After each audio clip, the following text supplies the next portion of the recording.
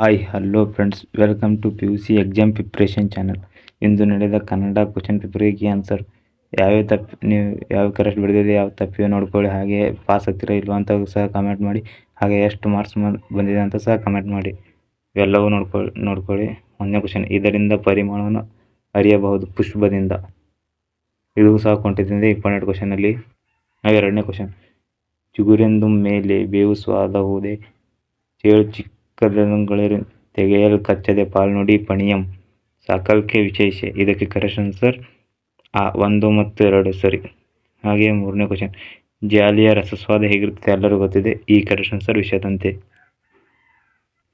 ಹಾಗೆ ನಾಲ್ಕನೇ ಕ್ವಶನ್, ಜೀಸಸ್ನ ಸಿಲುಬೆಗೆ ಏರಿಸಿದವರು ಇವರ ವಕಾಲತ್ತು ನಡೆಸಿದರು ಬರಬ್ಬರ್.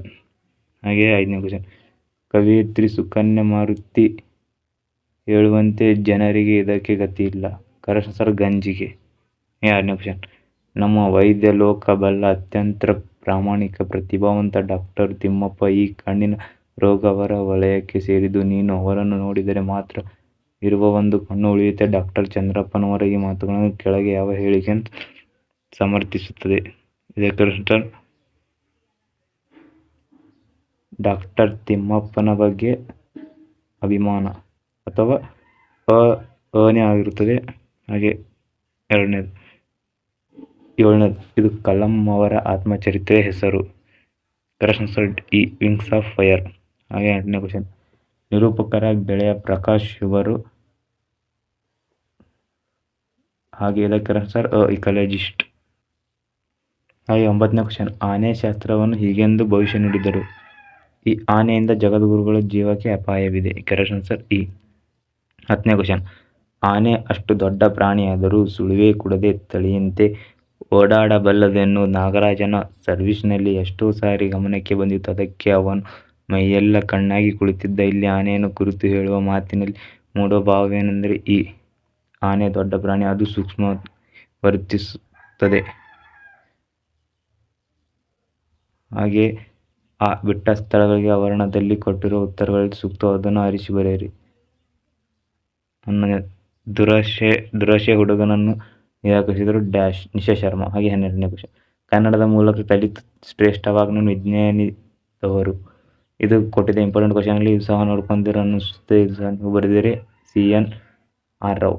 ಹಾಗೆ 13ನೇ ಕ್ವಶನ್, ದಣಿಗಳ ಹಳೆಯ ಹೊಳೆತಲ್ಲು ಸೂಚಿಸಿದವರು ವಾರ್ತಾ ಇಲಾಖೆ. 14ನೇ ಕ್ವಶನ್ಗೆ ಡ್ಯಾಶ್ ಕತೆ ಹೇಳಬೇಕೆಂದು ಮನೋರಮೆ ಕೇಳಿದರು. ರಾಮಾಯಣ. ಅಲ್ಲಿದೆ ನೋಡಿ. ವೀರೇಂದ್ರ ಸಿಂಪಿಯವರ ದೃಷ್ಟಿಯಲ್ಲಿ ಹಳ್ಳಿಯಲ್ಲಿ ಚಹಾದ ಅಂಗಡಿ ಡ್ಯಾಶ್ ಇದ್ದಂತೆ. ಇದಕ್ಕೆ ನೀವೇ ಕಾಮೆಂಟ್ ಮಾಡಿ. ಹಾಗೆ ಈ ಹೊಂದಿಸಿ ಬರೆಯಿರಿ. 16ನೇ ಕ್ವಶನ್, ಕಡಲಿಲ್ಲ ಸಡಿಲ ತಿಳಿಯೊಂದಿದೆ. ಇದಕ್ಕೆ ಕರೆಕ್ಟ್ ಆನ್ಸರ್ ನಾಗಚಂದ್ರ. ಹುಲಿಗೇರಿ ಸೋಮನಾಥ. ಇದಕ್ಕೆ ಕರೆಕ್ಟ್ ಆನ್ಸರ್ 2ನೇದು ಸೋಮೇಶ್ವರ ಶತಕ. ಹಾಗೆ ಈ ಪುರಂದರದಾಸರು. ಹತ್ತಿ ಮತ್ತು ಚಿತ್ತ. ಈ ಮುಕ್ತಕಂಠ. ಇದಕ್ಕೆ correct answer Kumaravyasa. T Yellappa. ಇದಕ್ಕೆ ಕರೆಕ್ಟ್ ಆನ್ಸರ್ ಬೆಳಗು ಜಾವ. ಹಾಗೆ ವಿಭಾಗ, ಯಾವುದಾದ್ರು 3 ಪ್ರಶ್ನೆಗೆ 2-3 ವಾಕ್ಯಗಳಲ್ಲಿ ಉತ್ತರಿಸಿ. ಸೀತೆ ರಾವಣನನ್ನು ಏನೆಂದು ಬೇಡಿಕೊಂಡಳು. ಇದು ಸಹ ಕೊಟ್ಟಿದೆ. ಹಾಗೆ ಕವಿ ಬೇಂದ್ರೆ ಪ್ರಕಾರ ಮುಪ್ಪು ಮತ್ತು ಹರೆಯದ ನಡುವಿನ ವ್ಯತ್ಯಾಸವನ್ನು.